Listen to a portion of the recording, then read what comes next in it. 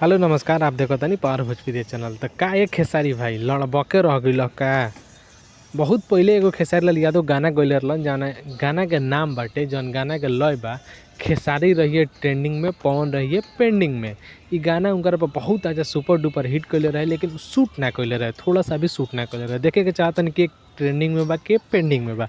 तो सबसे पहले यूट्यूब पर क्रोम ब्राउजर पर लिख ली ग्लोबल चार्ट्स यूट्यूब, यानी कि ग्लोबल चार्ट्स यूट्यूब लिखे, ग्लोबल चार्ट्स आर्टिस्ट लिखे, तो आप सभी के सर्च करके आई जौन की पूरा टॉप 10 लिस्ट आई, यानी कि 100 गो गाना के लिस्ट आई और 100 गो आर्टिस्ट के लिस्ट आई कि के नंबर 1 पे चलता, के नंबर 2 पे चलता। तो सबसे पहले आर्टिस्ट के बात कर जाओ तो यहाँ पे देख सकता नहीं, चलो स्क्रीन पर देखी। सबसे पहले रुआ स्क्रीन पर देखी, और स्क्रीन पर देखते ही 5 नंबर पर शिल्पी राज और 6 नंबर पर पावर स्टार पवन सिंह जी नज़र आवता रहन। लेकिन 7 8 भी नज़र नहीं के खेसारी के, 9 भी नज़र नहीं के।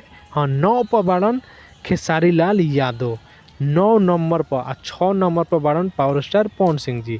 तो ई रहल ट्रेंडिंग और पेंडिंग के कहानी। लेकिन फिर भी देखा तानी यहाँ पे 6 नंबर पवन सिंह बाड़न और 10 नंबर खेसारी लाल यादव। 10 नंबर बाड़न, 6 नंबर और 10 नंबर में धरती आसमान के फ़र्क होला। और कबो किंग होला। और फिर सर्च करके देखा तानी कि सबसे फेवरेट सॉन्ग, यानी कि भारत में जितना सॉन्ग बाटे उ टॉप 10 कौना एक्टर के कौन नंबर पर सॉन्ग ट्रेंड करता। तो ई देखे में रोए लोगन के सबसे पहले वही जाए के बा, और यहाँ पे म्यूजिक सेक्शन में मारे के बा सर। तो 1 नंबर देख सकतानी यो हनी सिंह के बा, और 2 नंबर बा अरिजीत सिंह के, और 3 number power star Pawan Singh के बा। लेकिन 4 नंबर नीलकमल सिंह के बा। लेकिन 5 6 7 8 9 10 हमरा तो लागत है कि पूरा 100 नंबर में भी खेसारी लाल यादव के कोनो सॉन्ग नहीं खे जौन की ट्रेंडिंग में होखे, यानी कि सर्च लिस्ट में होके नंबर 1 पर रैंक करत होके ऐसा कोनो सॉन्ग नहीं के।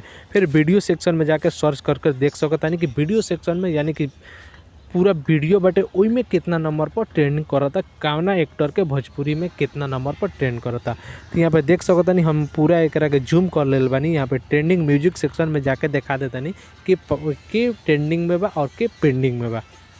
तो देख ली दूसर के नंबर से नीलकमल सिंह बाड़न, तीसर का चौथा 5वां नंबर यो हनी सिंह, 6वां नंबर से बावे पावर स्टार पवन सिंह के। पूरा एकदम लिस्ट जारी बाटे, 6 7 8 तीनों बाटे। लेकिन खेसारी कहीं नहीं कन, खेसारी बाड़न यहाँ पेंडिंग। तो खेसारी भाई हो तारा तो कुछ बुझाला ना मर दे, कुछ गा देला उठा के हैं का गाना में का दम बा। अगर तारा में उतना औकात बा तो आवत ट्रेंडिंग में आवत, काहे नहीं खावत बोला, काहे नहीं खावत ना।